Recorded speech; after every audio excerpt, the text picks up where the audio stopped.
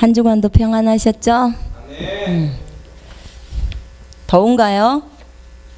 더워요, 안 더워요? 저는 괜찮습니다. 자, 우리가 지금 이제 방언에 대해서 세 번째 시간이 왔어요. 방언이 아니라 은사에 대해서. 이제 첫 번째는 지혜 은사, 지식의 은사, 지혜의 말씀의 은사죠. 정확하게 하면 지혜의 말씀의 은사, 지식의 말씀의 은사, 그 다음에 영 분별의 은사. 자, 이 세 가지를 먼저 배웠었고요. 그 다음에 두 번째는 우리가 무엇을 배웠죠? 믿음의 은사하고 능력 행함의 은사와 병 고침의 은사들을 이제 배웠습니다. 은사는 하나님이 주신 우리에게 주신 선물이라 그래서 공짜로 주신 선물. 근데 은사는 다 똑같이 있지는 않아요. 각자 다 다르게 있습니다. 그리고 은사는 하나님의 손에 달려 있어요. 주님이 은사를 주셨습니다.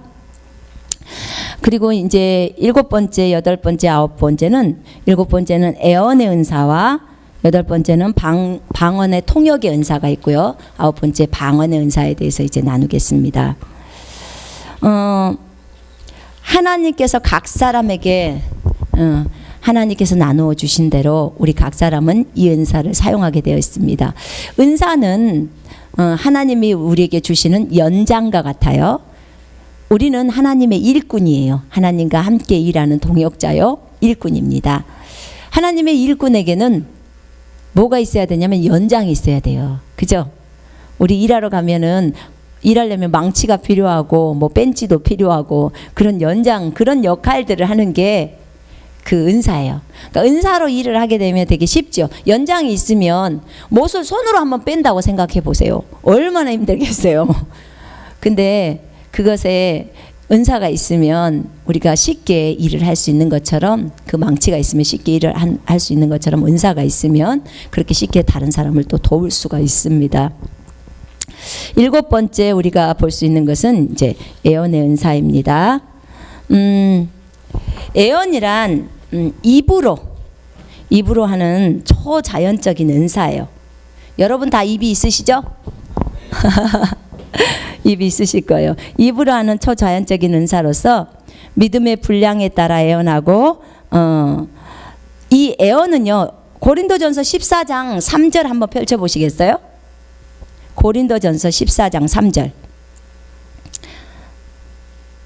자, 제가 읽을까요? 그러나 애언을 하는 사람은 사람들에게 말하며 세워주고 권면하고 위로하느니라. 아멘. 자, 이 14장에서는요, 방언과 애언에 대해서 나왔어요. 방언을 한 장을 할애할 정도로, 와, 방언이 얼마나 중요하면 이 한 장에다 이 방언을 할애했는지, 그렇게 중요한 방언에 대한 내용이에요. 그리고 그 안에 애언이 나와 있어요. 애언은요, 사람들, 상대편을 세워주고 권면하고 위로해줘요. 그런데 방언은 자기 자신을 거룩한 믿음 위에 세워줘요. 자기 자신. 자, 애언은 누구를 세워준다고요? 나를 세워주는 거예요? 아니요. 상대편을 잘 세워주고 권면하고 위로해주는 거예요. 그럼 자기 자신을 믿음 위에 굳건하게 세우는 건 뭐라고요? 방언이에요. 이렇게 달라요. 그래서 여러분들이 정말 내가 지금 믿음 위에 부족하다, 그러면 이제 방언 기도를 많이 하셔야 되는 거예요. 그리고 이제 기도하다가 다른 사람에 대해서, 자, 기도를 하는데요, 갑자기 뭐 화면이 보여요. 그림이 보여요. 이걸 환상을 봤다, 뭐 이렇게 말하죠. 그런데 그게 내 거다, 나에 관계되는 거다. 그러면 하나님의 음성 듣기라고 해서 내가 하나님의 음성을 듣는 거예요. 아, 하나님이 앞으로 나를 이렇게 하시려나 보다. 미래에 대해서 얘기할 때 앞으로 이렇게 나를 이끌어 가시려나 보다. 그럼 이것을 위해서 내가 어떻게 준비해야 되는구나, 이거예요. 근데 다른 사람에 대해서 보는 거 있잖아요.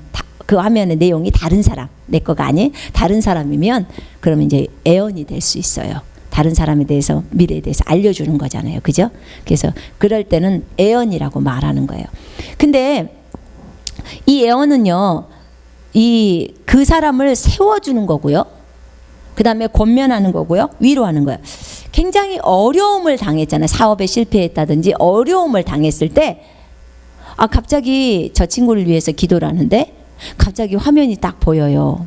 이 친구가 비록 지금은 어려웠을지라도 몇 년 후에는 보니까 정말 어떤 기업의 사장이 되어 있는 그 모습이 딱 보이는 거예요. 명패가 딱 보이고 이렇게 그 사장의 자리에 앉아 있는 모습들이 보이는 거예요.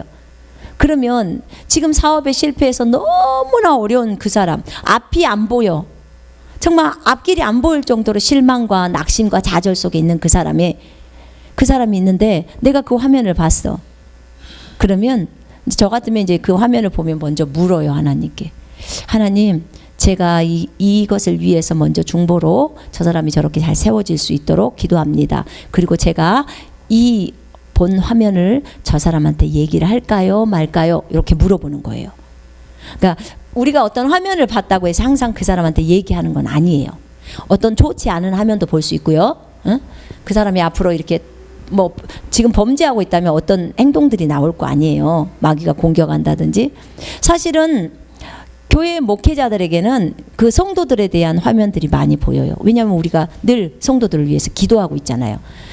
왜 그러냐면 미리 성도들에게 어떤 불길한 일들이 올 수 있기 때문에 그걸 막으라고 알려주는 거예요. 기도로 그것을 막아줘라. 왜냐하면 깨어있지 않으면 우리가 당할 수 있잖아요, 마귀한테. 그죠? 범죄하면 우리가 문을 열어주는 거라고 했어요, 마귀한테. 문을 열어주기 때문에 마귀가 나를 공격할 수 있어요. 마귀가 성도들을 공격할 수 있어요. 그런데 하나님이 미리 나에게 성도들에 대해서 보여줘. 화면을 보여줘. 그러면 어떻게 해요? 나는 여기 앉아서 그 성도를 위해서 기도하는 거예요. 하나님, 이 일이 그에게 일어나지 않게 해주세요. 그가 미리 알게 해주시고 이 죄악에서 돌이킬 수 있게 해주세요. 이 기도를 드리는 거예요. 그래서 하나님은 항상 우리의 기도를 들으시고 일을 진행하세요. 성경에는 이런 말이 있어요. 성령님은 우리에게 장래일을 알려주신다. 이 말이 있어요, 요한복음에. 그죠? 장래일을 미리 알려주셔요.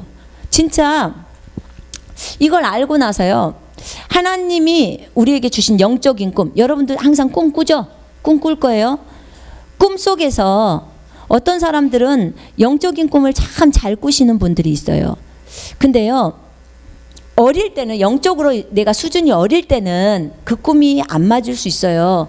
그런데 영적으로 성숙한 사람에게는 이 꿈이 거의 99.9% 정도는 맞아요. 그 정도로 맞아버려요.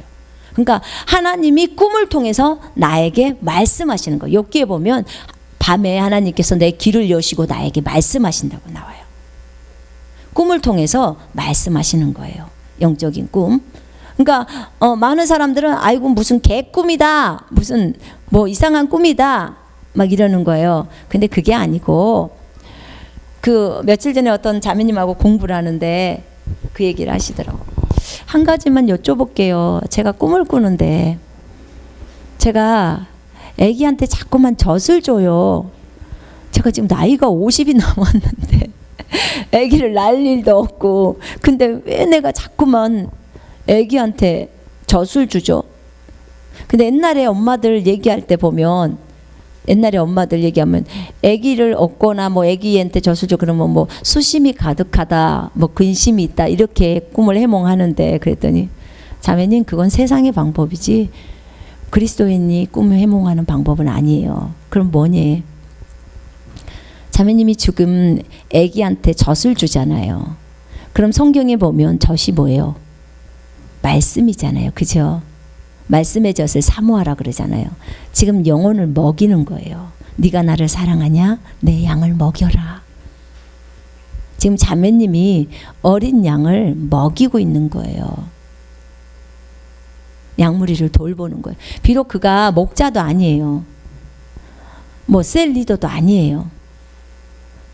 그러나 주님과 늘 교제하는 자매예요. 그러니까 하나님이 가르쳐 주신 것들로 많이 그 자매님을 필요로 하신대요.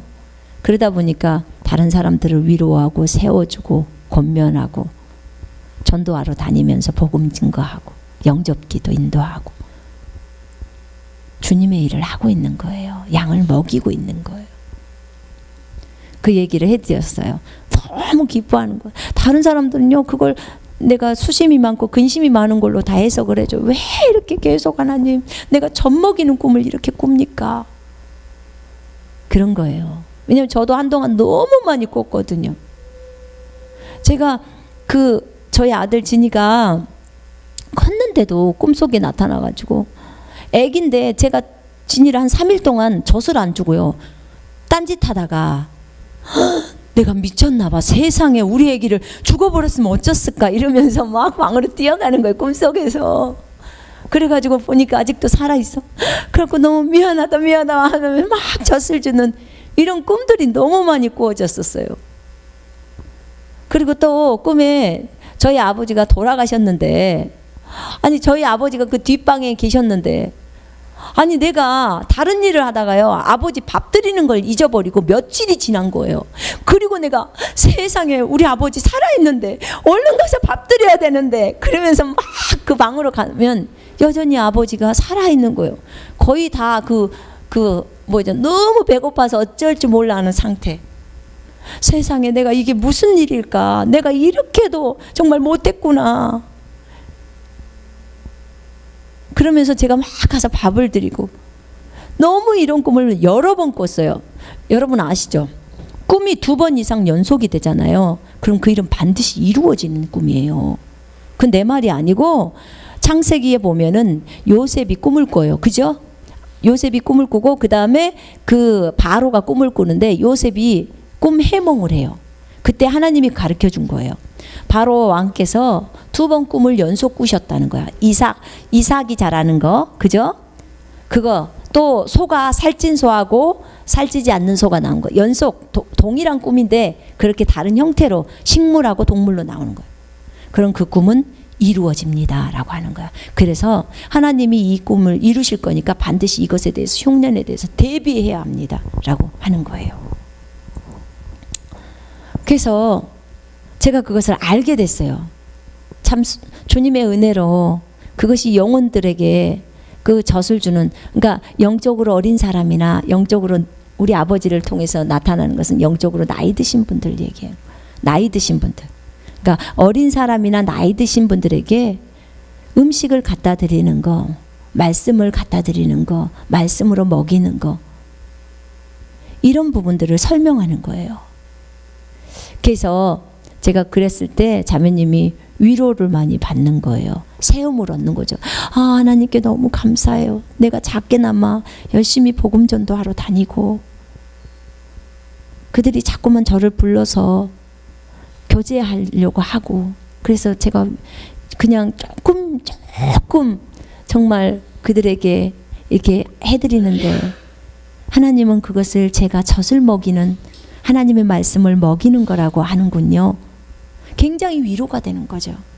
아까 본 화면처럼 그 사람이 지금은 너무나 어려운 가운데서 정말 사업이 제대로 되지도 않고 앞이 안 보이고 빚은 창창 있지만, 어떤 한 장면 속에서 그가 사장자리에 앉아있는 그 화면을 봤다면, 그러면 이제 그 사람에게 만약에 주님이 가서 얘기해줘라 이렇게 한다면, 그럼 가서 얘기해주면 그 사람은 얼마나 그것이 위로가 되겠냐고. 이제 그 봤던 그 화면이 본인의 것이 되는 거예요. 그리고 그 화면 붙들고 하나님이 나에게 누구누구를 통해서 이렇게 말씀하셨죠. 주님 감사해요. 나는 이 말씀을 붙들게요. 주님이 나의 모든 필요의 공급자이십니다. 하나님 뜻대로 온전히 사랑을 따라 믿음을 따라 나아갈게요. 이렇게 애언은요, 우리를 세워줘요. 누군가가 나에 대해서 애언해주면 그 애언은 나를 세워주고 또 나에게 권면해 주는 거예요. 권면이 있어요. 갑자기 저 사람을 위해서 기도하는데 앞에 너무 캄캄한 길이 보이는 거예요. 고속도로가 보이면 그 사람은 잘 나가겠다는 거예요, 앞으로. 근데 그게 아니고 아주 꾸불꾸불한 길에서 사방으로 헤매고 다니는 그 모습을 딱 보잖아요. 그러면 참 말을 해줄 때도 안타까워요. 그런 모습을 볼 때는. 근데 주님이 안에서 해라 그러면 해야 돼요. 앞으로 앞에 이런 어려움들이 올 텐데 미리 하나님 앞에 회개 기도 좀 하면 어떨까요? 미리 하나님께 자신을 좀 돌아보면 어떨까요? 얼마든지 해줄 수 있잖아요. 그죠? 예. 얼마든지 말해줄 수 있어요. 그러면 본인이 그 총명한 사람이라면 그걸 딱 듣고 빨리 자기를 검사하는 거예요. 하나님, 내 안에 숨겨진 죄가 무엇입니까? 하나님, 혹시 내가 사랑을 따라 행동하지 않고 있습니까? 누구한테 줘야 되는데 내가 움켜쥐고 있는 것입니까? 하나님, 내가 불친절하게 얘기를 했습니까? 혹시 내 안에 정말 저를 사랑하지 않고 미워하는 마음이 있었습니까? 하나님, 용서해 주세요. 그러다 보면 하나님께서 이제 말씀하세요, 안에서. 그러면 완전히 내가 싹 내려버리죠. 그러면 그 일을 안 당해도 되는 거예요. 이게 애언이에요, 애언. 신약의 애언은 구약의 애언보다 더 폭넓어요. 구약의 애언은요, 대부분이 미래에 대한 것을 알려주는 거예요. 그리고 선지자가 대부분 애언을 해요. 근데 선지자가 애언할 때 국가를 상대로 애언을 하죠. 그죠? 당신네들 이렇게 계속 가다가는 국가 망합니다. 이스라엘 망합니다. 포로로 끌려갑니다. 왕이여, 회개하고 돌이키십시오. 우상 숭배로부터 돌이키십시오. 백성들이여, 돌이키십시오. 당신들 이렇게 포로로 갑니다. 이사야가 막 갑자기 포로 복장을 입고 막 짐을 메고 나가는 모습을 보니까 사람들이, 당신은 지금 우리에게 무엇을 말씀하시려고 하는 것입니까? 하나님이 당신을 통해서 무엇을 말하려고 합니까? 당신들이 포로로 잡혀가는 것을 보여줍니다. 회개하고 돌이키지 않으면 이렇게 포로로 갑니다. 진짜 가버렸어요. 그렇게 회개를 안 하니까. 에레미야라는 선지자는 40년 동안 그 유다 땅이 망할 것을 경고했죠. 유다 백성에게, 왕에게. 막 감옥에도 잡히고 진흙탕 속에도 집어넣고. 애언을 하시는 선지자들은 어려움을 당할 수밖에 없어요. 왜냐하면 좋은 애언을 하면 다 좋죠. 좋은 걸 하면. 근데 어떻게 하나님이 우리에게 보여주신 것은 좋지 않을 수도 있잖아요. 그 사람이 악길에서 계속 범죄하고 있으면, 범죄하면요 멸망할 수밖에 없어요. 그거는 망할 수밖에 없어. 그래서 성경을 기록해 놓은 목적이 우리에게 본이 되려고 기록해 놓았다 그랬잖아요. 그죠? 그래서 이 애원은요, 신약의 애원은 세워주고 권면하고 위로하고, 또 그뿐만 아니라 정말 우리가 앞날에 대해서도 말할 수가 있어요. 포함되어 있죠. 구약은 앞날에 대해서만 얘기하지만 신약에서는 앞날에 대해서 얘기하고 성령께서 우리에게 주신 감동대로 이제 선포하는 거죠. 우리의 말로 선포하는 거. 이게 애언이에요. 그래서 그 사람을 세워주고 위로하고 권면해 주는 거예요. 내가 그냥 단순히 선포하는 거 있잖아요. 고백, 선포 고백하는 거. 내가 단순히 선포 고백하는 거하고 그 다음에 애언하고는 다른 것이, 그냥 내가 단순히 선포 고백하는 것은 내가 성경에 따라 그냥 고백하는 거예요. 그것과 애언은요, 성령의 감동을 받는 거예요. 성령이 나에게 감동을 줘서 말을 하는 것, 선포하는 것이 애언이에요. 애언과 선포는 이렇게 달라요. 그런 거예요. 그래서 정말 하나님께 애언의 은사를 달라고 우리 기도해야 돼요. 사도행전 11장 28절에 보면 그들 가운데서 아가보라고 하는 한 사람이 일어나서 성령으로 알리기를 온 세상에 큰 흉년이 있을 것이라 하더니 클라우디오 가이사 때에 그렇게 되니라. 앞날을 지금 애언했죠. 흉년을 애언했어요. 그랬더니 그 시대 때 이 예언이 맞은 거예요. 자, 지금 이번에 트럼프가 대통령이 되는 거 2011년도에 어떤 분이 예언해 놓으셨더라고. 3분짜리 예언이 있어. 2011년도에. 내가 트럼프라는 사람을 세울 거야. 트럼프 대통령. 그 당시에 뭐 트럼프가 대통령이 된다고요? 말도 안 되는. 그런 저기도 없었는데, 전혀. 그런 낌새도 없는데. 정치의 정자도 모르는 사람이, 무슨 국회의원도 안 해본 사람이 대통령 대선에 나온다고? 근데 하나님이 그 사람을 통해서, 그 사람은 하나님으로부터 받은 것을 그대로 그냥 말만 해서 유튜브에 올린 거예요. 트럼프를 대통령으로 세우겠다. 너희들은 깜짝 놀라게 될 것이다. 근데 그 예언이 그대로 맞아버린 거예요. 얼마나 감사한지. 이거는 이제 앞날에 대해서, 미래에 대해서 미국을 다시 회복시키시려고 하나님이 그러신다는 거예요. 얼마나 감사합니까? 이것이 주님의 은혜인 거죠. 그 다음날 바울과 일행인 우리는 출발하여 가이사라에 왔는데 7명 중에 한 사람, 7집사 중에 한 사람인 전도자 빌립의 집에 들어가 함께 머물렀는데, 이 빌립에게는 딸 넷이 있는데 이들은 애언하는 처녀들이더라. 우리가 그곳에서 여러 날을 체류하고 있을 때 아가보라고 하는 한 애언자가 유대에서 내려왔는데, 그가 우리에게 와서 바울의 허리띠를 가지고 자기의 손과 발을 묶어놓고 성령께서 이렇게 말씀하시기를 예루살렘에 있는 유대인들이 이 띠의 임자를 이같이 결박하여서 그를 이방인들의 손에 넘겨주리라 하시니라고 하더라. 바울의 앞날을 아가보가 애언했어요. 그죠? 그대로 되는 거죠.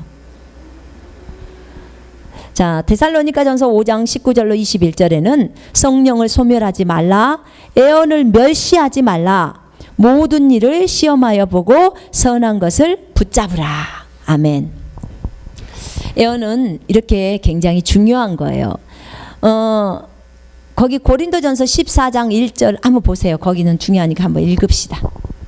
고린도전서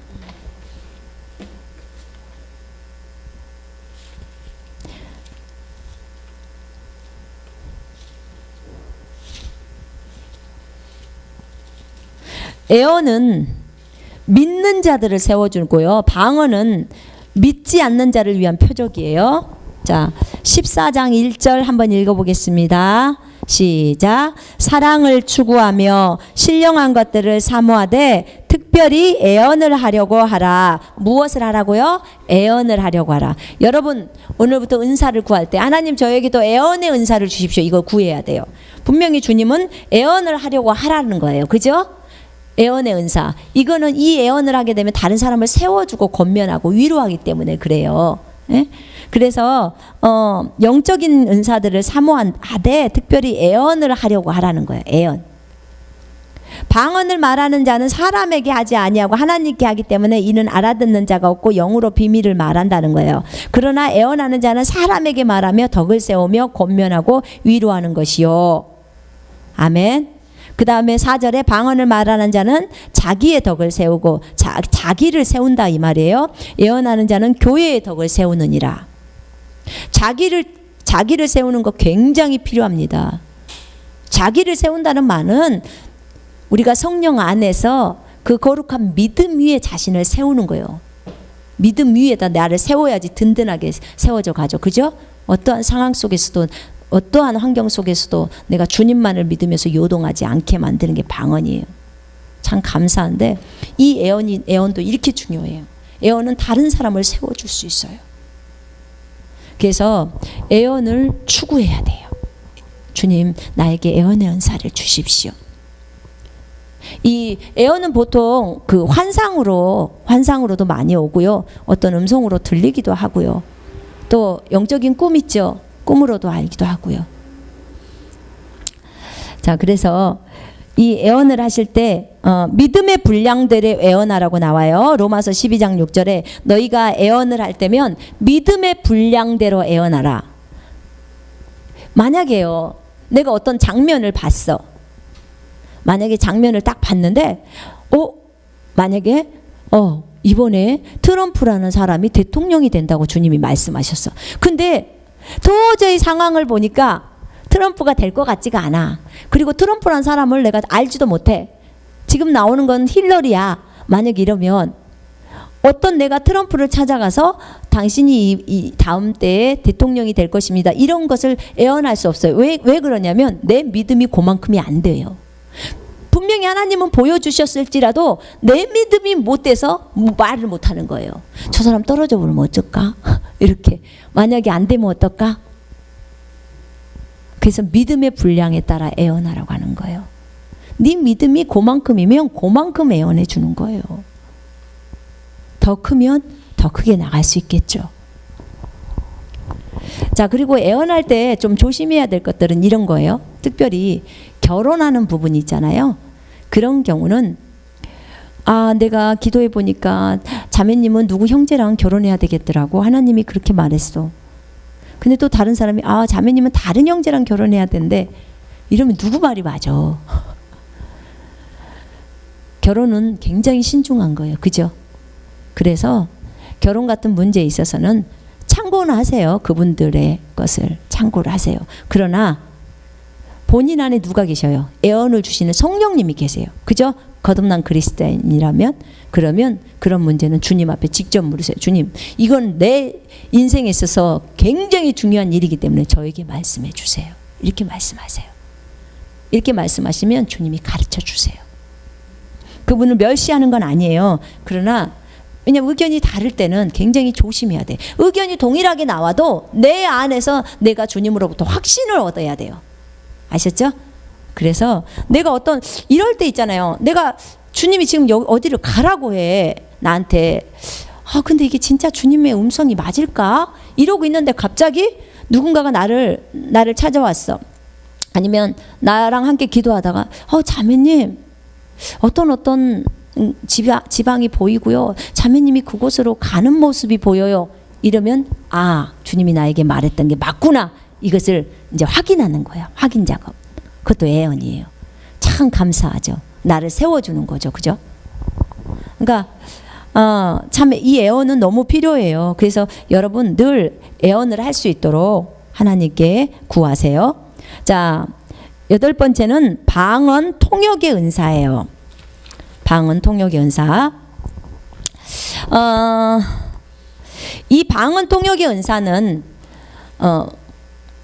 우리가 방언을 말하잖아요. 방언은 먼저 방언의 종류에 대해서 먼저 얘기를 할게요. 방언은 개인의 삶 가운데 기도의 언어로 주신 그 방언이 있어요. 기도의 언어. 이거는 지금 14장 고린도전서 14장에 보면 2절에 방언을 말하는 자는 사람에게 하지 아니하고 누구한테요? 하나님께 하나니 이는 알아듣는 자가 있어요 없어요? 없어요. 알아듣는 자가 없고 영으로 비밀을 말함이라. 아멘. 그렇기 때문에 그 못 알아듣는 게 무슨 방언이야? 따따따 랄랄라가 무슨 방언이야? 그럼 이 2절을 그대들은 모르는 거예요. 정말 모르는 거예요. 알아듣는 자가 없대잖아요. 성경이 알아듣지 못한다는데 어떻게 알아듣냐고. 이거는 내가 하나님께 비밀을 말하는 거. 내 영으로, 여기서 보면 영으로 하나님께 비밀을 말한다. 이 말은 내 영인지 성령님인지, 왜냐하면 연합이 되어 있는 상태잖아요. 지금 내 영과 성령님이 완전히 하나가 되어서 있는 상태예요. 그렇기 때문에 성령님이 말하신다, 내 영이 말한다, 동일한 말이에요. 왜냐하면 사도행전 2장 4절에 보면은 성령님께서 말하게 하심에 따라 그들이 말했다, 이렇게 나와요. 성령이 말하게 하는 거야. 성령이 아버지랑 교통하는 장면이에요. 이게 지금 4장 2절이 내 영이 아버지랑 교통하는 장면이에요. 동일한 거예요. 성령하고 영을 같이 해놨기 때문에. 그래서 성령께서 말씀하시기를 네 맞아요. 내 영이 말하기를 네 맞아요. 그래서 여기에서 방언 통역의 은사에서 첫 번째로 방언은 개인의 삶 가운데 기도의 언어로 주신 그런 방언이 있어요. 개인적인 방언이죠. 여러분 그것이 따따따든 랄랄라든 하세요. 많이 하셔야 돼요. 많이 하면 할수록 여러분을 믿음 위에 굳건하게 세워줘요. 거기 어디죠? 유다서에 보면 그러나 너희 유다서 1장 20절이죠. 그러나 너희 사랑하는 자들아 너희의 지극히 거룩한 믿음 위에 너희 자신을 세우고 성령 안에서 기도하며, 이 말이요. 그 영어 성경에 보면 성령 안에서 기도함으로, 영 안에서 기도한다는 거예요. 지금 방언으로 기도하는 것은 영으로 기도하는 거기 때문에 완벽한 기도예요. 여러분이 몰라서 그렇지 가장 하나님의 뜻에 완벽한 기도예요. 하나님 뜻을 이루는. 성령 안에서 기도함으로 너희 자신을 지극히 거룩한 믿음 위에 세우라. 이거예요. 지금 이 번역이에요. 그러니까 성령 안에서 기도한, 우리가 영 안에서 방언으로 기도하는 것은 영으로 기도하기 때문에 영으로 기도함으로 너희 자신을 지극히 거룩한 믿음 위에 세우는 거예요. 여러분 믿음 위에 굳건히 서고 싶죠? 그래요 안 그래요? 그러고 싶은 사람은 방언 기도 많이 해야 되는 거예요. 왜냐하면 이 방언 기도를 할 때 계시가 막 들어와요. 성령님과 아버지가 서로 교통해요. 내 영과 아버지가 교통한다 그 말이에요. 그러면 그러는 가운데 엄청나게 많은 계시들이 이제 일순간에 몰려와요. 그러면서 쫙 알게 돼. 그렇게 되면 어떻게 돼요? 이제 믿음이 세워지는 거죠. 그래서 방언 기도를 이렇게도 마귀가 방해하는 거예요. 왜냐하면 마귀는 우리가 하나님의 계시들을 아는 걸 원치 않아요. 마귀가 어떤 존재인지를 알기를 원치 않아요. 지 맘대로 우리를 갖고 놀기를 원해요. 속이면서. 근데 우리가 방언 기도를 많이 하게 되면 알아버리게 돼요. 이게 성령이 우리 안에서 계속 가르쳐 주셔. 그럼 알게 되는 거죠. 그럼 어떻게 돼요? 아, 우리가 뱀과 정갈을 짓밟아 버리며 원수의 모든 권세를 제압하는 권세를 우리에게 주셨다고 나와요. 우리가 마귀보다도 더 높은 존재로 그렇게 하나님이 우리를 만드셨구나. 그리고 그 안에 성령을 넣어서 그 어떤 것도 우리 앞에 다 벌벌 떨게 만들어 놨구나. 왜냐면 이건 전부 성령의 은혜거든요. 성령이 우리 안에 생명으로 왔기 때문이거든요. 우리가 잘난 거 아무것도 없어요. 그분 때문에 그렇게 되는 거예요. 그러니까 우리 자신이 개인의 삶 가운데 그 기도의 언어로 주신 방언을 많이 말해야 돼요. 아멘. 하루에 1시간 이상씩은 방언하세요. 설거지를 하면서 하시고 빨래를 하면서 하시고 집안일을 하면서 얼마든지 2분 말할 수 있잖아요. 그죠? 영이 기도하기 때문에 내 생각이 못 알아도 괜찮아요. 상관없어요. 당신 생각이 알아갖고 기도를 막는 것보다 더 나아요. 다른 사람을 위해서 기도할 때 정말 모르잖아요. 저 사람 기도 제목이 이건데 내가 막 막을 수도 있어. 아, 나 그런 기도 제목 기도하기 싫어. 근데 당신 생각이 알면 그걸 막을 수 있어요. 그래서 하나님이 못 알게 한 거예요. 주님, 내가 저 사람을 위해서 기도합니다. 내가 정말 많은 기도 제목을 모릅니다. 성령이시여 도우소서. 내가 저를 위해서 정말 주님께서 가르쳐 주신 대로 주의 뜻대로 기도하기를 원합니다. 하면서 기도 시작하는 거예요. 방언으로 하기 시작해요. 그럼 가장 저 사람을 위한 완벽한 기도가 하나님 앞에 올려지는 거예요. 얼마나 감사합니까? 두 번째 방언 기도는 공중 앞에서 하는 방언이 있어요. 공중. 우리 이렇게 설교하는 가운데 제가 갑자기 설교를 하는데 방언이 나와요. 그럼 방언을 막 해요. 막 하고 나서 누군가가는 옆에서 통역을 해야 돼. 이렇게 공중 앞에서 하는 방언은 반드시 통역이 따라와야 해요. 통역. 그래야 여러분이 세움을 입죠. 그죠? 내가 방언을 했는데 방언으로 말은 잘했어요. 그런데 통역이 없으면 세움을 얻지를 못해요. 그래서 공중 앞에서 하는 방언은 통역이 따라와야 돼요. 예전에 1900년도 초반에도 정말 방언으로 설교를 많이 하셨어요. 그럼 옆에서 통역을 하는 거예요. 통역의 은사가 온 사람. 이 지금 방언 통역의 은사가 온 사람들. 그러는 거예요. 그 다음에 세 번째, 믿지 않는 자에게 표적으로 되는 방언 있잖아요. 표적. 무슨 말이냐면 진짜 한 언어. 우리가 보통 기도할 때는 방언이 엄청나게 이 나라에서 한 글자 저 나라에서 한 글자 막 섞이거든요. 막 섞여 있는데 이런 거 믿지 않는 자에게 표적이 되는 그 언어로서의 방언은, 표적으로서의 방언은 그야말로 내가 영어를 못해. 근데 유창하게 영어를 해버리는 거예요. 설교하면서. 그 다음에 내가 스페인어를 한마디도 못하는데요. 엄청나게 스페인어를 그 설교하면서 잘해버리는 거예요. 이런 것은 전부 그 사람들이 볼 때 아, 완전히 하나님께서 일하시는구나, 이것을 드러내 보여주는 거예요. 그래서 방언의 종류에는 이렇게 다 달라요. 사도행전 2장 4장에서 나오는 방언이 이런 방언이었어요. 배우지도 않았는데 저들이 그 나라 세계 각지에서 온 유대 땅에 온 그 사람들의 언어로 사도들이 다 말을 해버려요. 그래서 그들이 놀라버려요. 하나님의 이 일을 했다. 저 사람들 술 취했다. 또 막 이렇게 공격하는 거예요. 술 취하면 막 다른 나라 언어가 나와버립니까? 여러분? 나 예전에 술 마셨는데도 안 나오던데요. 자, 무슨 말이냐면 정말 방언의 종류에는 이런 종류가 있고요. 그 다음에 이제 이 방언 통역의 은사는 이제 감동이 있을 때, 성령이 우리에게 감동을 주실 때 이제 방언 통역을 하게 돼 있죠. 자, 이 방언 통역을 할 때는요, 내가 모국어 있잖아요. 한국말로 식사하셨어요? 그럼 저쪽에서 어떤 대답을 하죠. 그죠?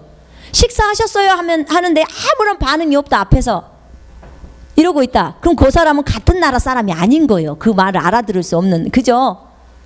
내가 중국인들한테 식사했어요? 그러면 아무 말도 안 하고 있죠. 무슨 말인지 모르니까. 그죠? 근데 내가 그들한테 칠팔로마 이렇게 밥 먹었냐? 이러면 알아듣는 거예요. 알아듣는 거죠. 그런 거죠. 자, 방언을 통역한다는 말은 무슨, 이 통변의 은사가 오는 사람은요, 완전히 자기 한국말로 나는 모국어가 한국이니까 한국말로 들려버려요. 한국말로. 그거 참 신기하죠. 저도 한번 한 적이 있었어요. 제가 이렇게 이제 막 방언 기도를 하면서, 저는 이제 제 것이 그냥 통변이 와버리더라고요. 막 기도를 하는데 안에서요, 완전히 네가 나를 사랑하냐, 이게 딱 하는 거예요. 네가 나를 사랑하냐.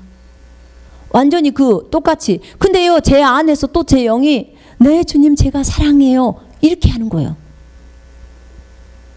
근데 이게 완전히 그냥 내 귀에 들리듯이 이렇게 와버려요. 그냥 명확하게 오는 거예요. 절대 지금 저 사람이 방언하는 것이 이런 것 같아, 이렇게. 내가 지금 방언하는데 누구누구를 위해서 기도하는데 이 사람에 대해서 이 사람의 이런 것들을 내가 간구하는 것 같아 하는 것은 틀렸어요. 그건 통변이 아니야.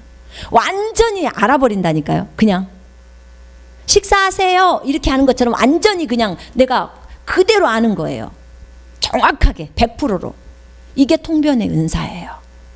은사가 오는 거죠.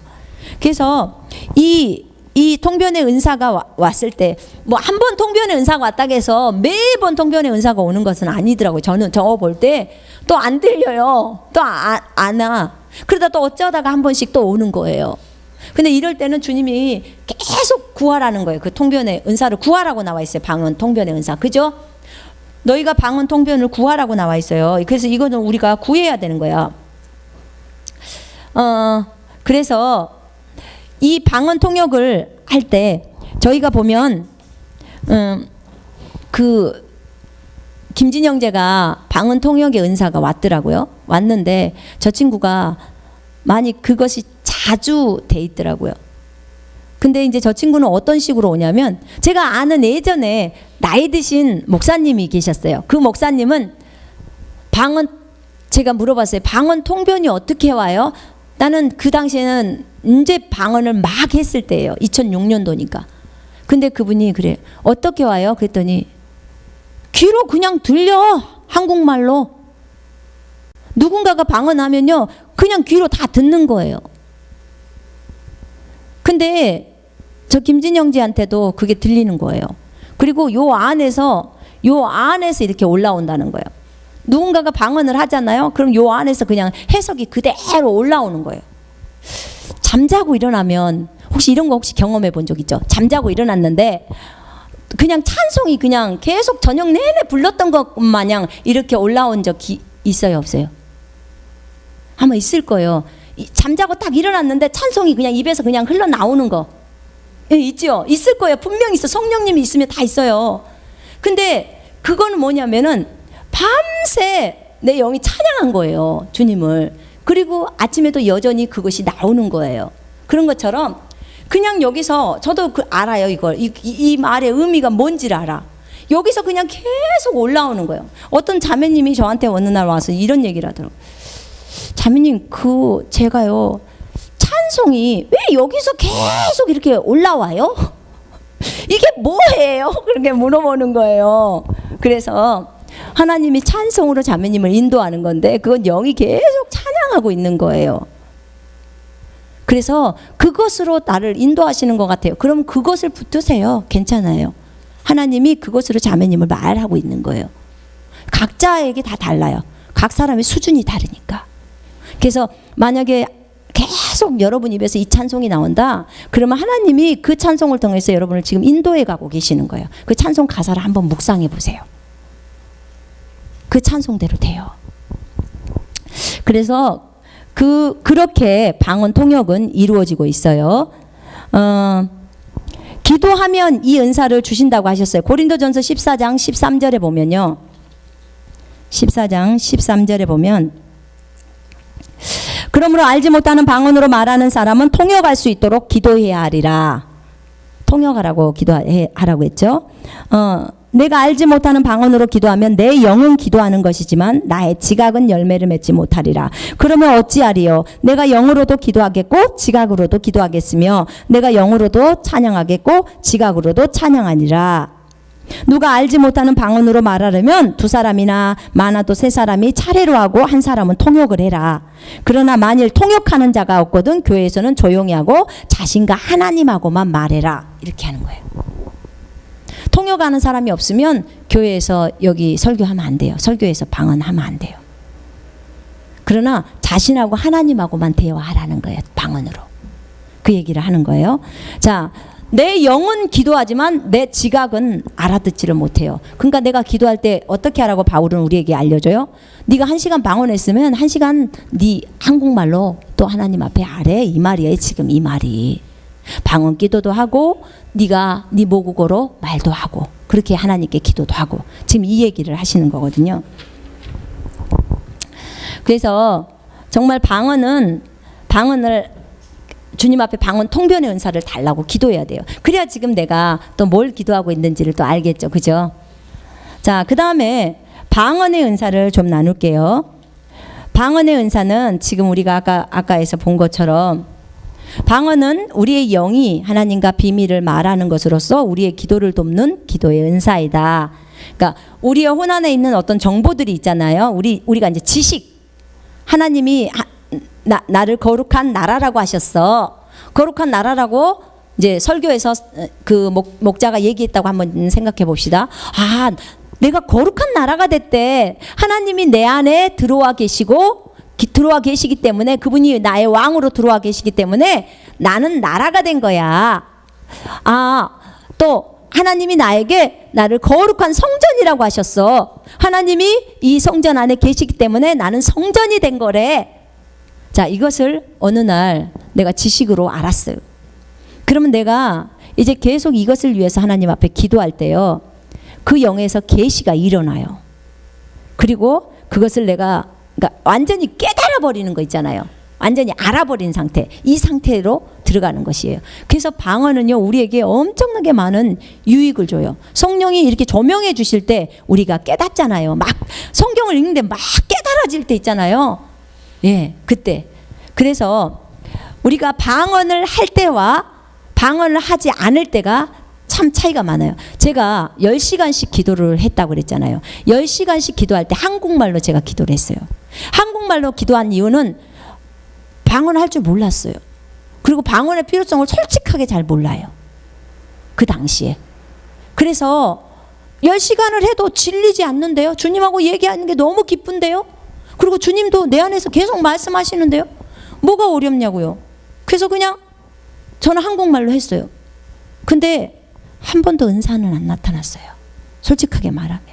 무슨 치유를 했다든지 내 자신이 치유를 받았다든지 정말 이런 게 안 나타났어요. 그리고 치유에 대한 그런 필요성도 못 느꼈고요. 몸은 아팠지만. 근데 나중에 이 방언에 대해서 알았을 때 은사와 내가 지금부터 이제 너에게 은사와 능력을 가르칠 거다. 이렇게 말씀을 하셨어요. 2005년도에.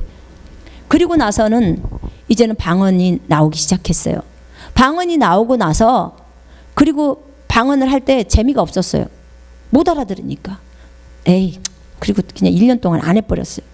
1년 동안 안 해버리고 어느 날 성령님이 저한테 너는 왜 나를 멸시하느냐 이래요. 그래서 성령님 그게 무슨 말입니까? 제가 어떻게 하나님을 감히 멸시하겠습니까? 그랬더니 네가 나를 멸시한다는 거야. 왜 내가 너에게 준 초자연적인 은사인 방언을 하지 않느냐 이런. 초자연적인 은사예요. 성령이 우리에게 주신 은사.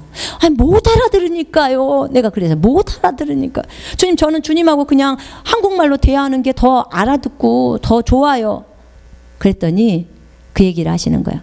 내가 너에게 유익이 안 되면 그걸 줬겠느냐는 거야. 너는 네 생각으로 지금 다 자른다는 거야. 못 알아들으니까. 근데 네가 못 알아들을지라도 네가 그것을 방언을 하게 되면 네에게 계시가 열려. 그리고 너에게 더 많은 은사들이 오게 돼. 근데 너는 네가 못 알아듣는다는 이유 때문에 성령님이 주신 것들 딱 내친 거예요, 제가. 그래서 회개하고 다시 방언을 시작한 거예요. 방언 기도를 시작한 거예요. 못 알아듣지만 하나님 하루에 1시간이라도 해야겠습니다. 그렇게 한 거예요. 근데 이 방언의 유익을 알다 보니까 정말 유익이 많아요. 요즘은 진짜 방언으로 많이 기도를 해요. 너무 좋아요. 이 나라를 위해서도 선포 기도도 합니다. 명령형 기도도 해요. 간구 기도도 합니다. 방언 기도도 합니다. 막 섞여서 다 해요. 근데 이 방언의 유익을 알고 나니까 너무너무 우리들한테 필요한 거예요. 우리가 하나님이 우리에게 굉장히 관심사가 뭐냐면요. 첫째는 우리를 보고 구원받으라고 하는 거예요. 너가 복음을 듣고 구원받았느냐 이거예요. 자, 복음 듣고 구원받았으면 두 번째 단계로 들어오라는 거. 그거 뭐냐? 성령 받았냐 이거예요. 성령. 뭘 받았냐고요? 성령. 성령 받았냐? 성령 받았냐는 말은 두나미스라고 그래서 성령이 위에서 부어지잖아요. 우리한테. 부어지면 능력을 받는 거예요. 상황을 변화시키는 능력이에요, 이게. 그래서 성령을 받고 제자들이 성령 받고 나가서 예수의 증인들이 됐잖아요. 그죠? 그런 거예요. 그래서 이 성령 받는 것은 우리가 구원받았을 때 그냥 임하시는 성령님을 얘기하는 게 아니에요. 이 성령은 능력으로 우리를 사역자는 모든 사람이 다 사역자예요.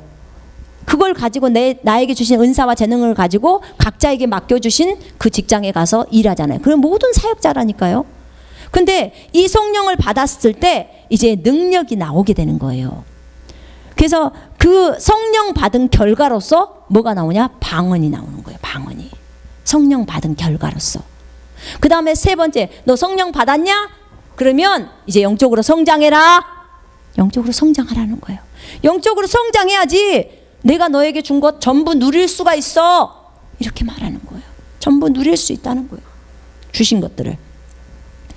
누리려면 어떻게 해야 돼요? 자기 부인해야죠. 자기 버려야죠. 그리고 주님 말씀을 준수해야죠. 그리고 뭐예요? 방언기도 해야 돼요. 방언기도는요, 건물을 짓는 것과 똑같아요. 건물이 내가 방언을 많이 하면 할수록 건물이 지어져요. 배터리를 충전하는 것과 똑같아요. 건전지 우리 충전하잖아요. 저녁 때 전화기 그거 전기 떨어지면 하죠. 충전. 그게 방언기도예요. 그게 차지라고 나와요. 그게 방언기도 할 때 효과예요. 내 믿음이 떨어질 때 방언 많이 하셔야 돼요. 성경 보시면서 방언하세요. 그러면 배터리 충전이에요. 코드에다 전기 꼽는 거예요. 그렇게 얘기를 하고 있어요. 설명이. 그래서 방언의 은사는 성령의 9가지 은사 중에서 마귀가 가장 방해를 많이 하는 은사예요. 여러분 그런 소리 듣지 말고 성경이 뭐라고 말했어요? 성경이 고린도전서 14장에 바울을 통해서 내가 너희들보다 더 많이 방언을 말한다는 거예요. 더 많이. 아니 바울도 저렇게 많이 방언을 말하는데 방언 기도를 하는데 우리가 바울보다 더 뛰어납니까? 그렇지 않잖아요. 그래서 여러분이 방언을 받으신 분들이 방언이 받으신 분이 계시면 계속 방언하셔야 돼요. 방언 기도. 첫 번째 방언은 성령 충만함을 받은 첫 번째 사인이라고 아까 말씀했어요. 성령 받은 증거로 방언을 한다고. 두 번째 방언을 말하면 우리의 영이 세움을 받는다고. 빌드업, 차지 이렇게 말하죠. 우리의 영이 세움을 받는 거예요. 아까 그랬잖아요. 거룩한 믿음 위에 우리 자신을 세우는 거라고. 우리 자신을 세우는 거, 굳건해지는 거죠. 자, 그 다음에 세 번째, 방언할 때 성령님의 내주가 실감나요. 성령님이 내주하셔요. 진짜. 와, 성령께서 지금 말씀하고 계시는구나. 아는 거죠. 엘라베시아라 그래서 얘기하는 거예요. 그리고 네 번째는 방언 기도는 온전하신 뜻을 따라 기도하는 거예요. 로마서 8장에 보면은요. 이와 같이 성령께서도 우리의 연약함을 도우시나니 이는 우리가 마땅히 기도해야 할 것을 알지 못하나 성령께서 친히 말할 수 없는 신음으로 우리를 위하여 중보하시기 때문이라. 마음을 살피시는 분이 성령의 생각이 무엇인지 아시나니 이는 그분이 하나님의 뜻대로 성도들을 위하여 중보하시기 때문이라. 아멘. 이렇게 성령님은 우리를 위해서 중보하셔요. 어쩔 때 내가 입을 열어서 할 때. 정말 얼마나 감사한지 몰라요. 그래서 우리가 부지런히 방언 기도를 해야 되는 거예요. 그 다음에 5번째는 방언 기도는 우리의 믿음을 세운다고 했죠. 유다서 1장 20절에. 그 다음에 6번째, 방언할 때 세상의 오염으로부터 우리를 지킬 수 있습니다. 세상에 좋지 않는 것들을 듣거나 볼 때 안 좋은 영향을 받지만 그때 방언으로 기도하면 그것이 멈춰집니다. 네, 마음을 지키라고 주님이 그랬죠. 정말 제가요, 음란한 생각이 들어오잖아요. 여러분, 음란한 생각이 딱 들어올 때요, 저는 이거 경험해봐서 알아요. 음란한 생각이 들어올 때 여러분, 내가 예수 이름으로 명령하노니 음란아 떠나가라 해요. 그런데 여러분, 굉장히 더 빠른 속도가 뭐냐면 방언이에요. 음란한 생각이 딱 떠오르잖아요. 그럼 바로 방언으로 하세요. 방언 기도 해보세요. 바로 나가요. 그렇게 빨라요. 어떤 안 좋은 생각 날 때 방언하세요. 이게 세상의 오염으로부터 우리가 건짐을 받을 수 있는 아주 좋은 계기예요. 그 다음에 우리의 지식으로 알 수 없는 것들을 기도할 수 있어요. 그렇죠. 우리가 아까 모른다고 했잖아요. 그 사람에 대해서 몰라. 근데 그 사람을 위해서 기도해야 될 것 같아. 그러면 하셔야 돼. 굉장히 마음에서요, 어느 날 저 사람을 위해서 기도를 해야겠다는 마음이 드는데 엄청나게 불안한 거예요. 남편이 어디를 나간데 그렇게 마음이 불안할 그럴 때 있을 거예요. 그거는 뭐냐면 지금 영이 빨리 알려주는 거예요. 빨리 기도해라. 사건 터진다, 이 얘기예요. 지금 빨리 기도해라. 그의 앞에 위험한 일이 닥친다. 그러면요, 하나님, 내가 그 사람을 위해서 지금부터 방언으로 기도합니다. 하나님 인도하소서 하면서 계속 하세요. 계속 집중해서 하세요. 방언 기도 가장 좋은 것은 사실 한 자리에 앉아서 집중해서 하는 게 가장 좋아요. 근데 너무 시간이 없다 그러면 다른 일을 하면서라도 하셔야 돼. 근데 계속 기도를 하다 보면요, 마음의 평강이 이제 들 때가 있어요. 그 한참 기도하다 보면 평강이 딱 들어와요. 그때 마음이 쫙 가라앉으면서 평안해. 그때는 기도 안 하셔도 돼. 이제 그 방언 기도를 들으시고 하나님이 그 일을 막아주신다는 뜻이에요. 근데 마음의 평강이 없으면 계속 하셔야 돼. 평강 있을 때까지. 아셨죠? 그가 얼마나 이 기도가 좋은 기도입니까? 우리가 그 사람에 대해서 모르는데, 어떻게 기도해야 될지도 모르는데 하나님이 알아서 내 기도만 들으시고 알아서 본인이 처리하시는 거예요. 얼마나 감사해요. 8번에 방언을 할 때는 영적으로 아주 상쾌해져요. 우리 한번 펼쳐보실까요? 거기 한번 봅시다. 이건 중요하니까. 자, 우리 이사야서 한번 펼쳐보십시다. 28장 11절로 12절. 이사야, 이거 꼭 삶에서 적용하세요. 이사야서 28장 11절로 12절이요. 읽겠습니다. 시작. 그러므로 더듬는 입술과 다른 방언으로 그가 이 백성에게 말씀하시리라. 전에 그들에게 이르시기를 이것이 너희 안식이요 이것이 너희 상쾌함이니 너희는 곤비한 자에게 안식을 주라 하셨으나 그들이 듣지 아니하였으므로. 자, 이 12절에 보면요, 방언으로 기도하면요, 이것이 너희에게 안식이라는 거야. 안식, 방언이 안식. 뭐라고요? 안식, 평안함. 그 다음에 이것이 너희의 상쾌함이니 곤비한 자에게 안식을 주려. 그러니까 피곤한 자에게 휴식이 된다는 거예요. 그러니까 몸이, 여러분 일하고 오면 몸이 피곤하잖아요. 그러면 그냥 자지 마요. 그냥 자지 말고 침대에 누우세요. 아니면 소파에 기대는 가장 편안한 자세를 취하시고 누워서, 주님, 제가 지금부터 방언합니다. 이사야 28장의 말씀에 따라 하나님 나에게 충분한 안식과 피곤함을 제거해 주십시오. 그러면서 방언을 시작해요. 켄타바레. 그래서 얼마든지 할 수 있어요. 그러다가 만약에 한 10분 정도 하면요, 몸이요 굉장히 개운해져요. 개운해지면 그 상태로 방언을 하다가 잠들면 여러분 영적인 꿈 꿔요. 영적인 모드에서 지금 하다가 꿈을 꾸니까, 잠으로 들어가니까 너무 좋은 거예요. 그러니까 몸이 불편할 때는 그냥 자면 안 돼. 방언 하시면서 자세요. 아셨죠? 방언은 이렇게 우리에게 많은 유익을 줘요. 방언 기도는요, 온전한 감사 기도예요.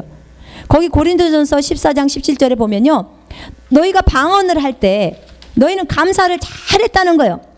너는 감사를 잘하였으나 그러나 다른 사람은 덕세움을 받지 못해. 너는 방언으로 내가 누군가 나한테 물건을 줬어. 그러면 아우 너무 감사해요. 근데 내가 그걸 방언으로 했어요.